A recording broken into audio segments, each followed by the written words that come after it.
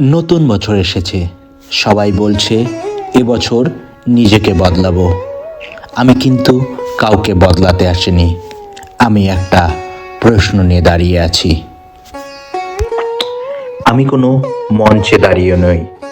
আমি দাঁড়িয়ে আছি আমার চায়ের দোকানে। আর এই দোকান থেকেই আমি প্রতিদিন ভারতকে দেখি। এই দোকানে আসা এক বৃদ্ধ, বয়স ৭৫-এর বেশি। কোমর ভেঙে গেছে, চামড়া শুকিয়ে গেছে।